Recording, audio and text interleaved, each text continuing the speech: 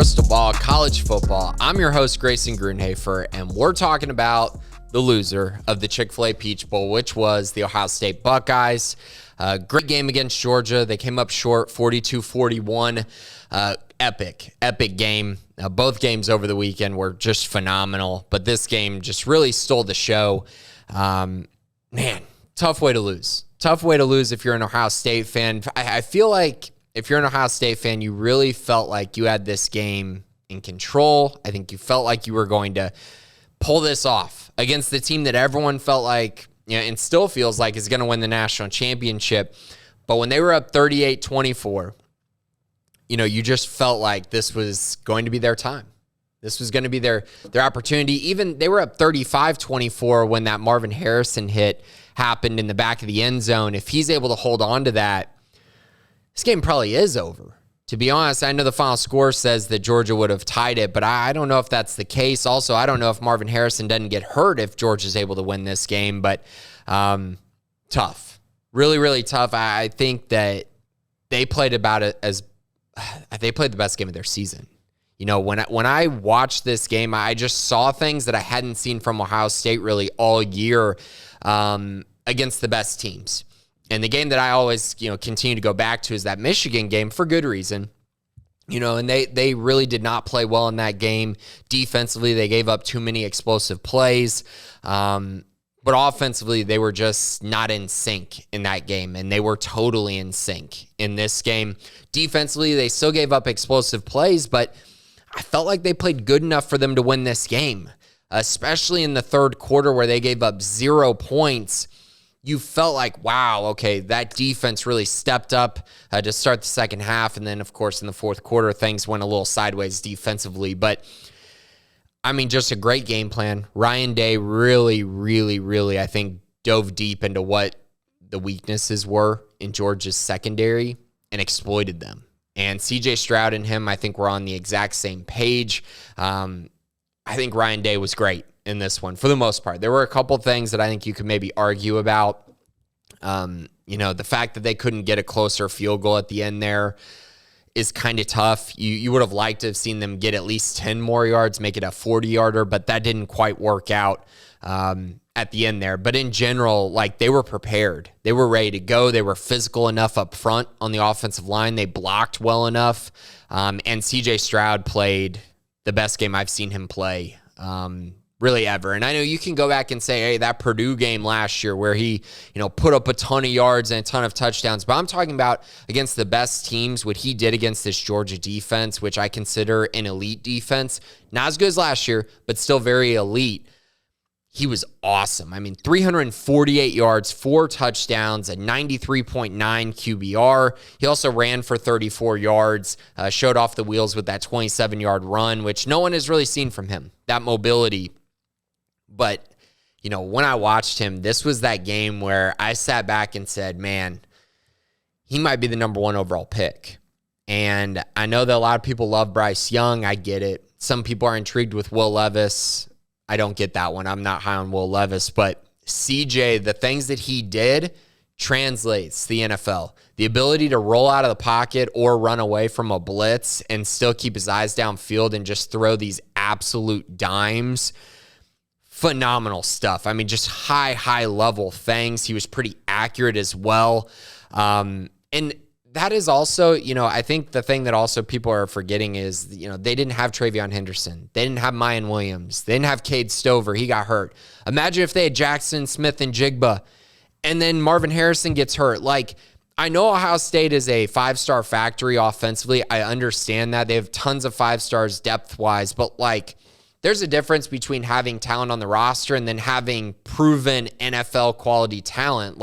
Jackson Smith and Jigba, he might be a top 10 pick. Marvin Harrison is going to be in the NFL and very, very good for a long time. I just feel like what he did with the weapons that he lost, the weapons that he didn't have against this Georgia team, it was something special. If I'm a team after watching this, I would take him number 1 overall. And I know Bryce Young looked fantastic against Kansas State, but I'm taking the bigger frame. I'm taking the bigger body. I'm taking the, in my opinion, bigger arm.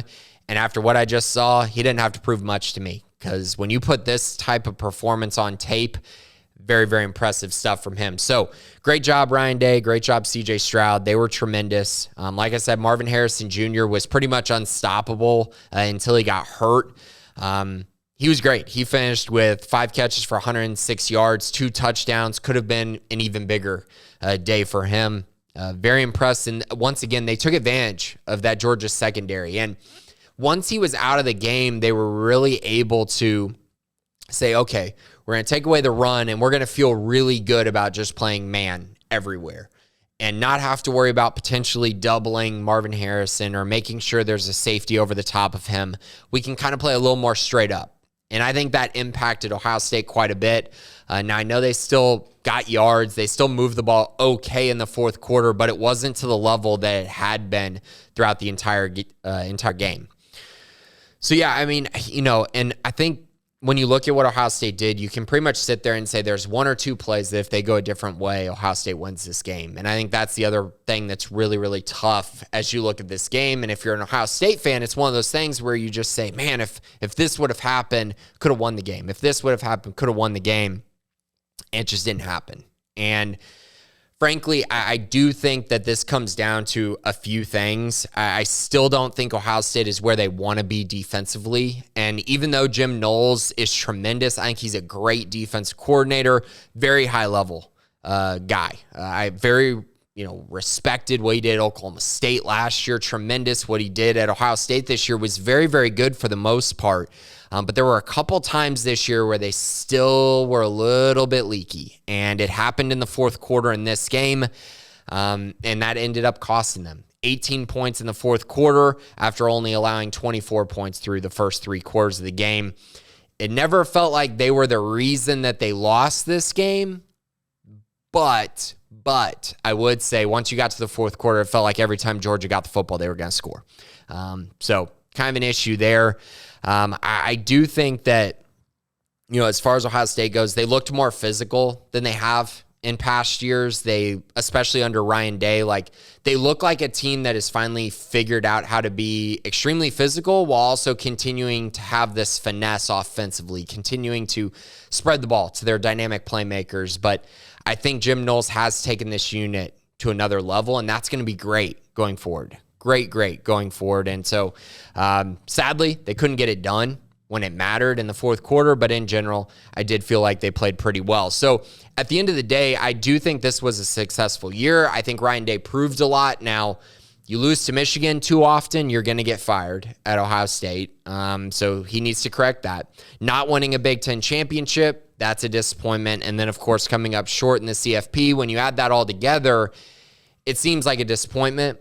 But for me and for, I think, the national audience, to see them come out and actually be physical with Georgia is a big deal. And that's a step in the right direction. So if you're looking for a positive or moral victory, to see them go toe-to-toe with the team that in my eyes is going to win the national championship and has pretty much been the favorite all season long, and you push them to the brink, that's great. And a lot of really good teams played Georgia and couldn't do what Ohio State did. So once again, very impressed with that. And I do think that this program is still trending in the right direction going forward. They're going to have to replace CJ Stroud. It'll likely be Devin Brown, who I like. He's a good player. We'll see if he can be the same level as CJ. They're always going to have great receivers and a great offensive line. So in my eyes, it's all about, can the defense take another step? In year 2 under Jim Knowles, I'm expecting them to. And so I'm expecting Ohio State to be very, very good next year and continue this trend of being very good going forward, but still some things to work on. Ultimately, though, I think if you're a Buckeye fan, you got to be very impressed with how they performed in this game, especially Ryan Day, CJ Stroud. They were great. They were great in my eyes. So that's it for kind of recapping each team, where they're at, what's next for them. Tomorrow, I'm going to preview the national championship game between TCU and Georgia. Should be a lot of fun. But thanks for listening today to Crystal Ball College Football.